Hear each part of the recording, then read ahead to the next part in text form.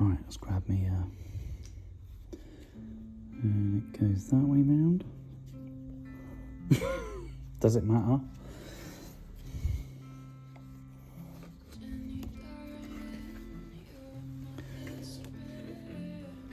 Okay, these wires out of the way.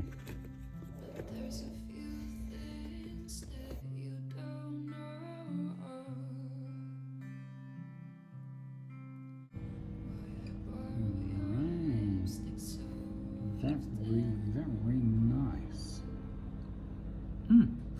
All I've done is put a spanner on this tensioner here, and then that 12mm on the nut, and I've just nipped it up. So the sort of tension we've got is actually quite nice. It's okay.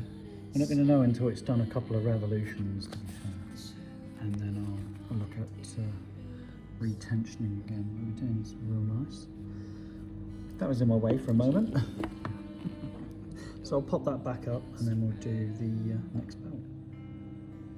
Now I took the tensioner off of both banks, one, because I was cleaning them. But two, I wanted to really have a look at them. So we'll have a nut, there'll be a washer, the surface for defects, and these are only like 2 years old, I think. Yeah, 2 years old.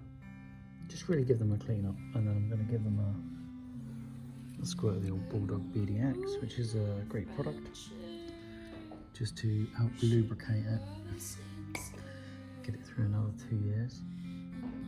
Mighty tight. Anyway, let's get the tensioner reinstalled. And just for this moment, I am going to pop a washer on it, put the nut on it, but I'm not going to tighten it up. So I just pop it on, and I'll get it to its, let it hang there, get it to its lowest setting. What I don't want it doing is being up here and tightened up. I need as little tension on the belt as possible.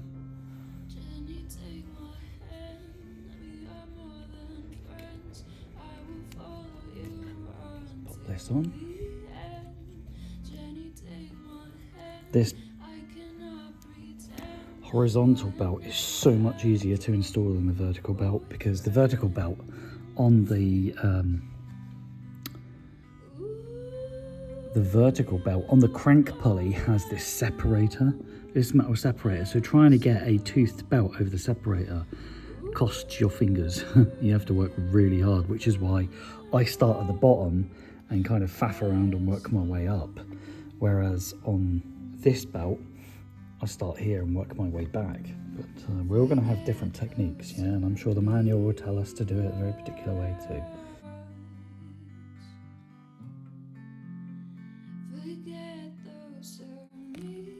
And before you know it, we'll belt it up. You do need to have asbestos fingers, really, some real good pushing force. And it will put up a bit of a fight here and there, but the markings line up. What I've done is I've tensioned this already, so I'm not going to know how well everything is until I remove that and rotate the engine a little,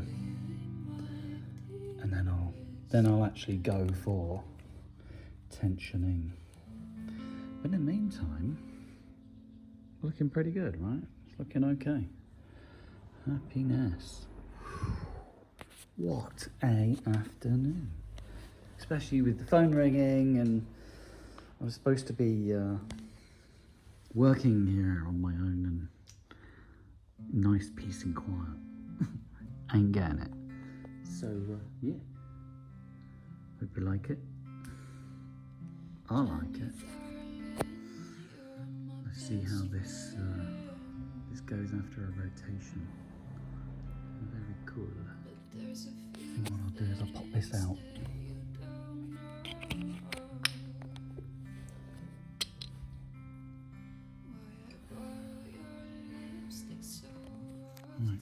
do my poor man's engine rotation. Make sure that all is well. So here we go.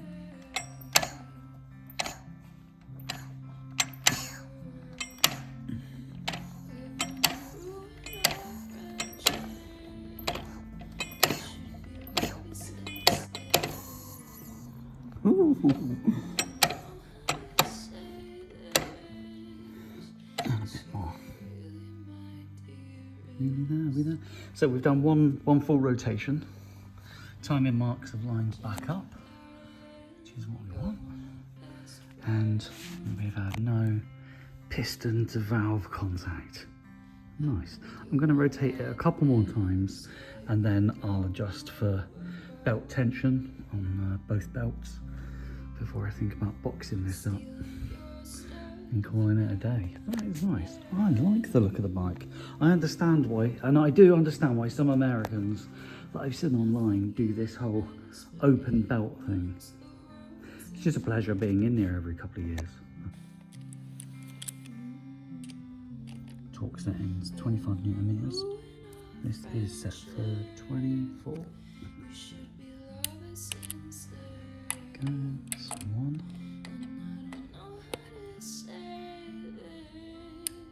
That's two.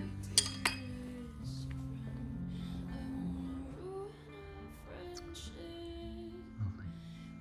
I would say that. I'm happy with my work. If you're not happy with your work, how can you be happy with life? Thing is, on top of having to work on my own bike, I've got other stuff to do too. So I don't really get the sort of time that I actually want to work charging on what. Oh, I wonder where this ended up. Why is it on the... I did ask the question earlier, but did you write, what's the significance of the 57? What is the significance? Any ideas? Anyway, thanks for watching.